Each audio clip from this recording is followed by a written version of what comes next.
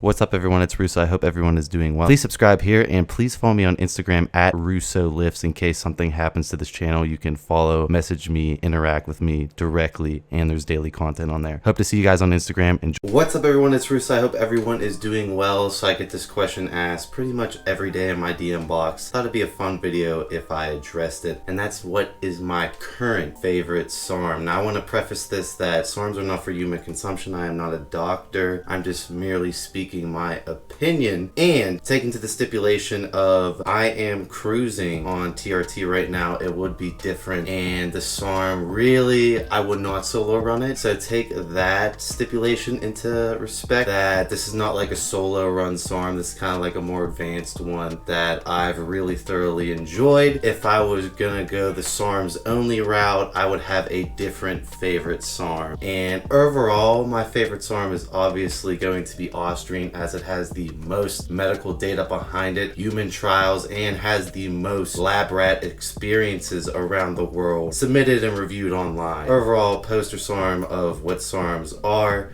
as far as increasing bone density, muscle wasting disease, and overall lean mass. Austrian is king, and medically speaking, as far as the scientific data backing it, is the king. However, I want to talk about my current favorite SARM, and that is obviously, like I said in the beginning of the video, with the stipulation that I am cruising. I am not worried about an androgen base. Watch my androgen base if you don't understand what I'm talking about when I mean androgen bases, but I have a stable level of androgens all the time because of the TRT therapy, so I don't have to constantly think about that. That being said, I can use shorter half-life SARMs on top of the TRT that are super suppressive and not have to worry about my natural testosterone being shut off because it is being exogenously replaced by the TRT. So it doesn't matter how strong the SARM is or how short the half-life is, you know, as long as I have that androgen base so my hormones aren't bouncing all over the place, I can have androgen spike, you know, pre-workout or before bed, whatever, and I'd be fine because I don't have to worry about keeping an androgen constant because my TRT is there being constant, having a fallback on whether the SARM crashes and half-life's out or not. So my current favorite SARM is LGD 3303,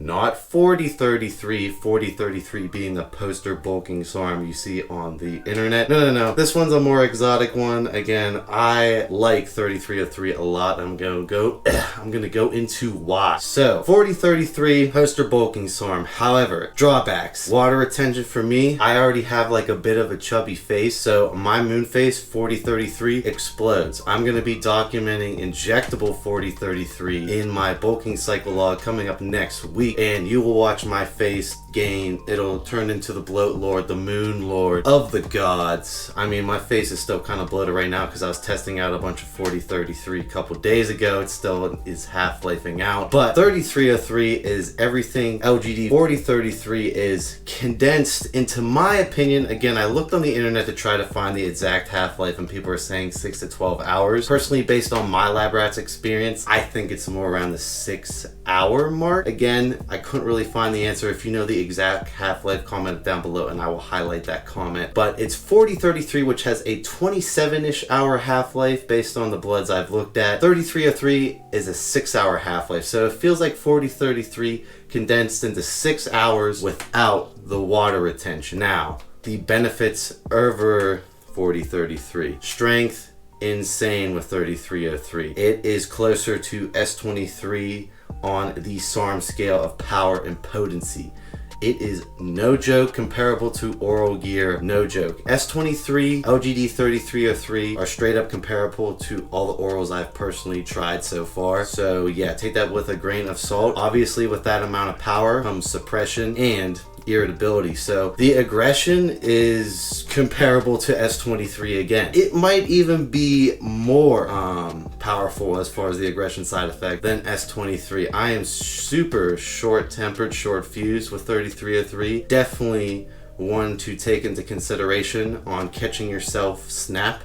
So that is to note. But overall, man, it's just like 4033, everything you want it to be without the water retention. It's a drier look. It's a full dry look. It's like the best of both worlds. Normally with SARMs, you have like a natty look, but it's really dry, dense, good lean gains. Those are like all the hardening cutters. And then you have like 40-33, which is more of the poster bulking SARM, which is like increased volume in the gym, watery, water retention, but the amount of volume, muscular endurance goes through the roof. 3303 falls in the middle with the power level of S23. So yeah, I'm just throwing that out there. It's personally my favorite. It's a great pre-workout androgen on top of a test base, or if you want to try and keep it stable on top of a test base. I'm sure the results were insane. Again, 3303 is hard to find legitly, but it is no freaking joke. And I just want to make this video to see if anyone honestly has any other experience with 3303, and to get some people looking into it, reading into it, because it's like everything you want 40-33 to be, just dry and a short half-life. So dry, full look, insane aggression, strength is through the roof like S23, but you're not as grainy as S23. It's definitely like a fuller,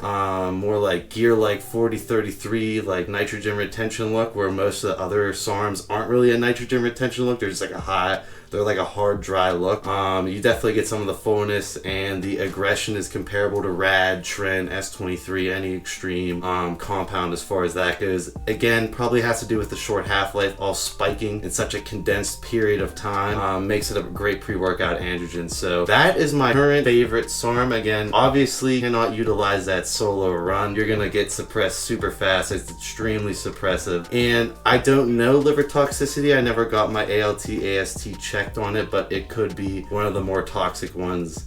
Like S23, I believe, is more toxic than, say, Osterine and S4. Take that into consideration, and as well as all the standard SARM side effects such as HDL skew, natural testosterone reduction, and I didn't notice any hair changes. That doesn't mean it can cause hair loss based on, kicking things off receptors, elevating DHT levels, or raising cortisol, which can cause hair loss. I don't know. I personally didn't experience any shedding on it, but overall, it's a compound that I think a lot of people don't know about, but it's really towards the gear user crowd who are crossing into the hybrid cycle realm of cleaning up their cycles and utilizing less milligram overall hybrid cycles. Again, maybe in their mid-blast or cruises. Definitely look into LGD 3303 because it's currently my fave. It's been kind of a secret I've kept. But make sure you get real. LGD 3303. Follow me at Russo Lifts on Instagram. I will see you guys in my next video.